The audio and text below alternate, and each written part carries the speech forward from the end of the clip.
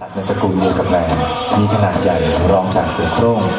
ลักษณะของมันจะมีจุดสีดำทั่วลำตัวมีอายุโดยเฉลี่ยประมาณ 10-15 ปี ชอบเล่นน้ำและว่ายน้ำได้อย่างคล่องแคล่วว่องไวเสือจากัวปีนต้นไม้ได้เก่งไม่แพ้เสือโคร่งส่วนใหญ่จะอาศัยใกล้แหล่งน้ำชอบกินปลาจระเข้ขนาดเล็กออกลูกครั้งละ 1-4 ตัวปัจจุบันพบในอเมริกากลางและอเมริกาใต้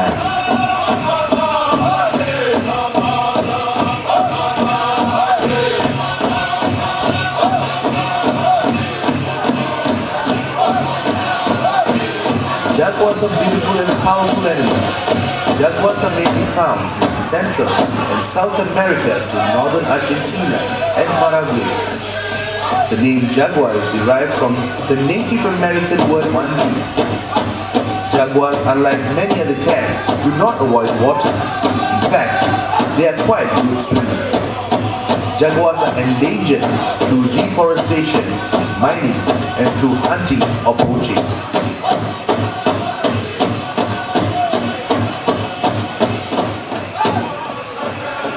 美洲豹也叫美洲虎，为第三大的豹属动物，也是猫科中第三大的物种。外表形态的确和豹极为相似，但较粗壮，鳞斑中有黑点，生态位也像老虎，是美洲地区唯一的豹属动物。从美国佛罗里达州直到阿根廷中部，在雨林、沙漠和高山都有美洲豹的分布，但主要偏好多水的环境。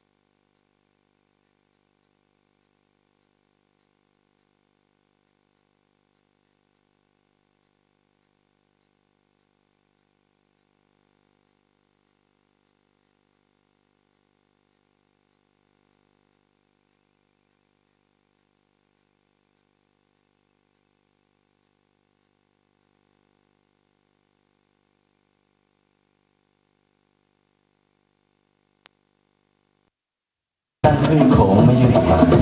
เยื่อระหว่างนิ้วเท้ามีเล็กน้อยหางแข็งหูเล็กครั้งละ 2-4 ตัว The Asians, Malaysia, Indonesia, the Philippines, Thailand, and Vietnam.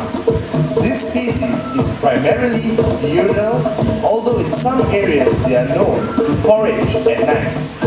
Small clawed otters make use of them.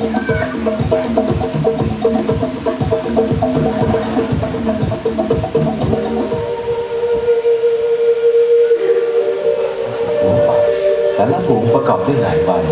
ในขณะที่เพศผู้ขนาดใหญ่จะรวมฝูงเฉพาะช่วงฤดูกาลผสมพันธุ์ช่วงปกติ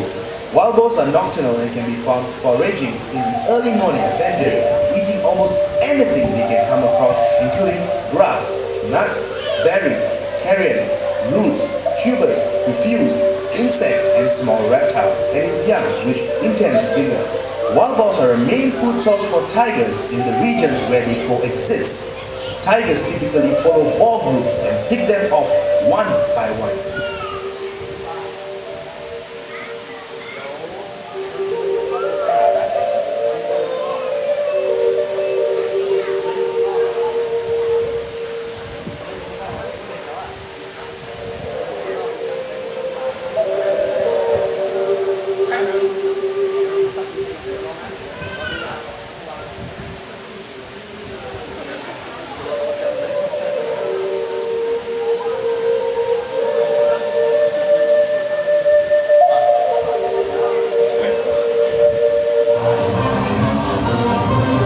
males are social animals. By hunting together, they can go after a bigger game.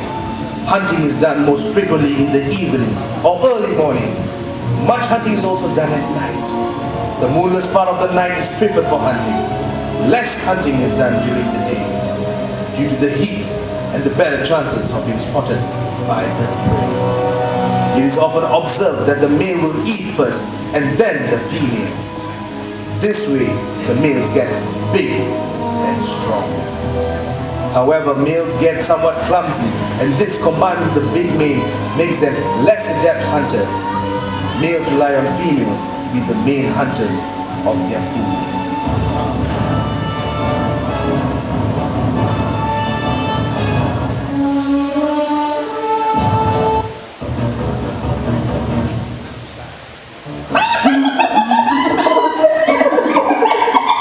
โดยมีเพศเมียเป็นจ่าฝูงหมาป่าไฮยีน่าเป็นสัตว์ที่ขี้ขลาดแม้ว่ามันจะสามารถฆ่าสัตว์อื่นมาเป็นอาหารได้ตรงที่มันวิ่งได้เร็วไม่นานนักเพราะขาหลังที่ไม่ได้สัดส่วนกับขาหน้ามันจึงคอยวิ่งตามหาเศษซากสัตว์ที่สิงโตกินเหลือไว้ไฮยีน่ามีขากรรไกรที่แข็งแรงสามารถกัดกระดูกสัตว์ที่ใหญ่ขนาดไหนก็ตามจนไม่เหลือเศษซากไว้อีกเลยถึงเวลาที่หิวจัดมันจะล่าเฉพาะสัตว์ที่ป้องกันตัวเองไม่ได้ The spotted hyena, a beautiful, strong, and intelligent animal that would occupy most of the plains in sub-Saharan Africa if it had not been displaced by human activity. They are nocturnal. They spend most of the day lying in thick bush or dens. Hyenas live in clans, defending their territory against other clans. Contrary to its reputation as a scavenger, the hyena kills most of its prey, often unsuccessfully.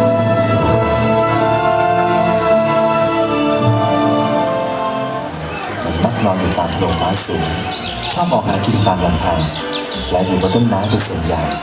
มีอายุยืนนานเพียงแค่ 18-20 ปีเท่านั้น The binturong is a nocturnal animal that lives in the rainforest of Asia.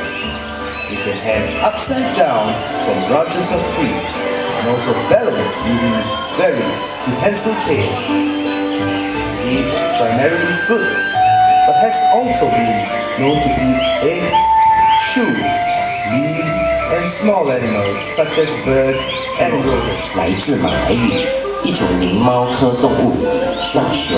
熊狸的眼睛会遇强光变成一道竖缝，像猫。熊狸的名字就是从这两点相似性来的。熊狸也是灵猫科中唯一长素色皮毛的动物，其他灵猫科成员一般都带斑纹。ออกหากินเวลาเช้ามืดหรือพลบค่ำอาศัยอยู่บริเวณพื้นที่แห้งแล้ง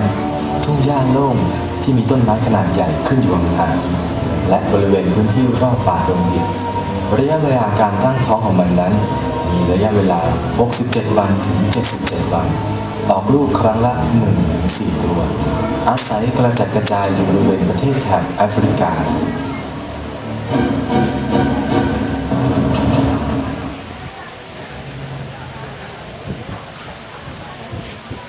ม่านตาสีฟ้าจมูกสีชมพูซึ่งเกิดจากการผิดปกติของยีนโดยไม่ใช่สัตว์เผือกโดยแท้จริงปัจจุบันมีเสือโคร่งขาวประมาณ 200 ตัวพบในธรรมชาติน้อยมากส่วนใหญ่อยู่ตามสวนสัตว์ต่างๆทั่วโลกรวมทั้งในประเทศไทยด้วย White tigers are very rarely found in the wild. In about 100 years, only 12 white tigers have been seen in the wild in India. They are almost extinct, and most of the ones living are in captivity.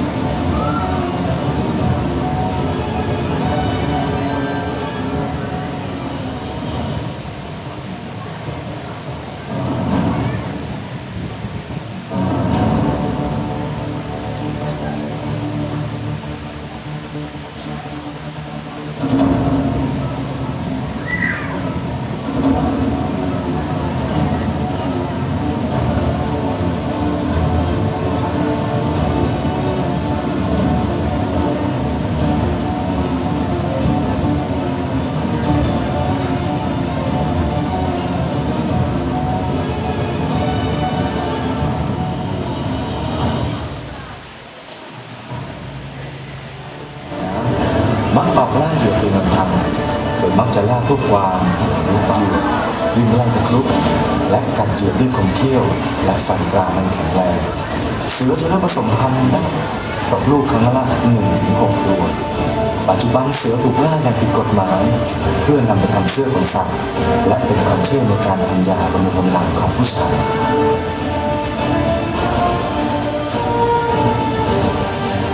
Tigers are mainly active at night and less active during the midday heat. However, this pattern may vary by season and nature. Tigers usually interact briefly, only for mating purposes and occasionally to share their food. Tigers are like many other cat species, readily enter the water to cool themselves and in pursuit of prey. Traversing lakes and rivers, tigers assert and maintain their control over the territory.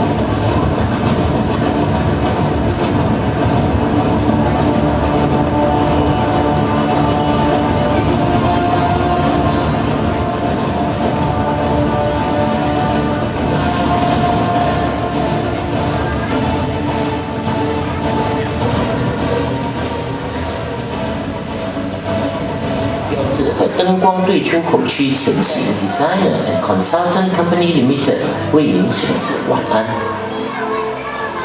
Ladies and gentlemen, we have now come to the end of our program.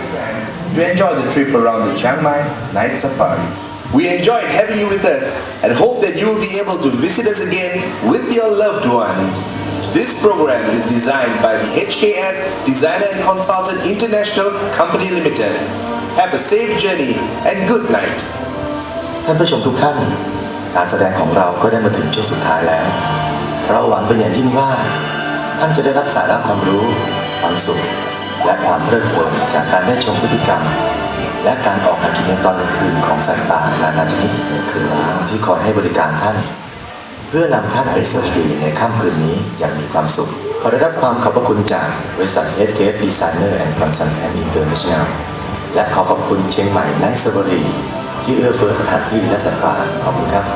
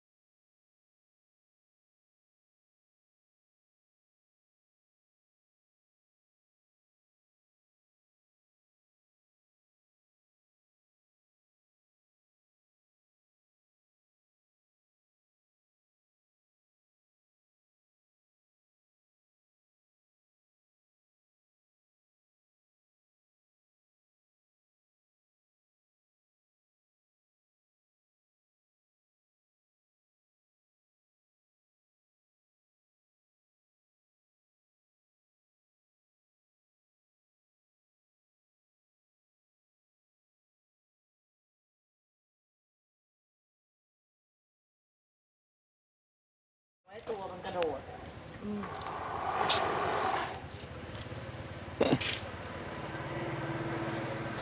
อะไรขึ้นมาเรื่องกันนะให้มีหลุดได้เรารู้ก่อนนะ ไม่บ่อยอย่างนี้ จะบอกว่าไม่หลุดเลยก็ไม่ใช่แต่ว่าอยู่ในความควบคุมได้เพราะว่า รู้ก่อนควบคุมได้ รู้ก่อนครับ คือก็ต้องบอกว่าหมอที่นี่ก็ต้อง24ชั่วโมงครับ ใช่ไหม เรารับเหตุได้24ชั่วโมงแล้วก็ เมื่อคืนเนี่ยพี่นอนอยู่เนี่ยพี่ได้ยินรถวิ่ง5 ทุ่มเที่ยงคืนเรากลับมา5 ทุ่มกว่านะเที่ยงคืนตี 1ตี 2ยังมีรถวิ่งเขาวิ่งเหรอคะ ไม่วิ่งนะครับ อ้าวเหรอแล้วทำไม พี่ มัน พักข้างในใช่ไหมครับ ใช่ไอ้ตรงอะไรชมพูพวงชมพูอ่ะโอเคไหม ทีมคุณหมอกำลังลงไปรักษาพอดี ที่ไหนอ่ะ ได้มาแล้วในแบบเกนฟิดิช อันนี้ฮะ ลงมา ตัวนี้ฮะ กินแล้วโฆษณาเกนฟิดิชให้แบบว่าเนาะ18 ปีเลยนะลูก ตัวนี้ฮะ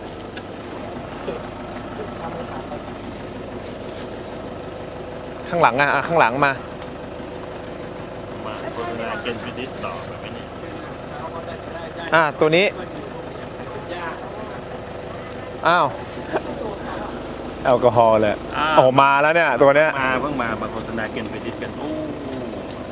ไม่พี่ดมผมนี่พี่จะกัดหรือเปล่าเนี่ย ได้หรอจะหาอะไรกินถามว่ามีอะไรให้ดูกิน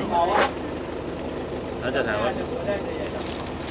จับหน้าจับหัวได้ จับได้ครับ ได้แต่จะจับเข่านะหน้ากับหัวจับได้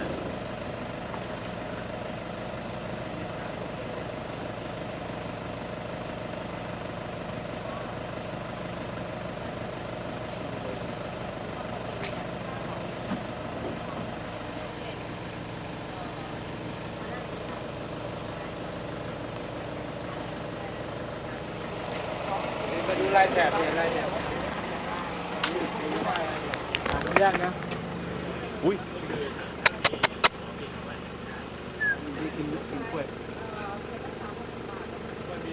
หน้าตาดีอ่ะ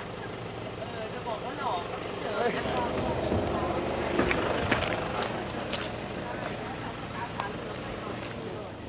คือเซ็น27แต่อยู่ที่ว่าท่านจะมา27เพื่อเซ็นแล้วดินเนอร์กันหรือมา26 อุ้ยโดดไปแล้วพี่ติ๊ก หา วันอาทิตย์การอินฟีของทั้งสองฝั่งดี ภาพที่ถ่ายลงหน้าหนึ่งเนี่ยมันจะเป็นภาพเขากับตัวไหนที่มันชื่อกัน มัน ไม่เป็นอะไรคะเสือโคร่งใช่ไหมคะ มันโยนใกล้ๆเขาที่สุดเพราะว่าอะไรไหมจิงโจ้ตาไม่ดี เอาละ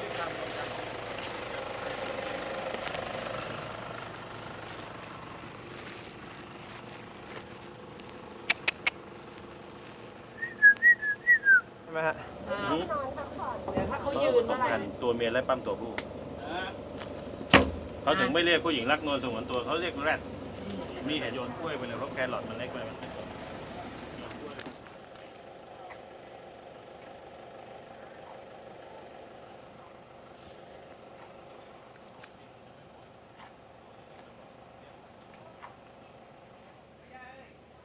จมูกมันดีนะถึงตามันไม่ดีมันไม่ค่อยเดินมาใช่ไหมครับใช่ หรือหมูป่าแม่น้ำแดงหรือหมูการ์ตูนถ้าเป็นเด็กเล็กที่มาเที่ยวไนท์สุริชอบหมูชนิดนี้ที่สุด ฮะ โอ้โห เดี๋ยวพี่ตัวเองกับหมูก็ได้ครับโยนให้ได้เลยครับ โยนเลยครับ ตรงเนี้ยใกล้ๆราง โยนใกล้ๆเลยเขาจะได้เข้ามาใกล้ๆใกล้ๆเลยเป็นพี่กับหมูเลย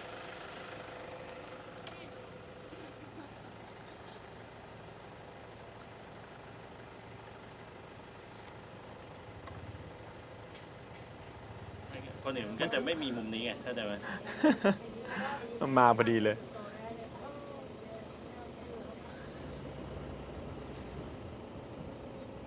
รูปทีมหน่อยตอนที่ป้อนกล้วยเนี่ย พี่ช่วย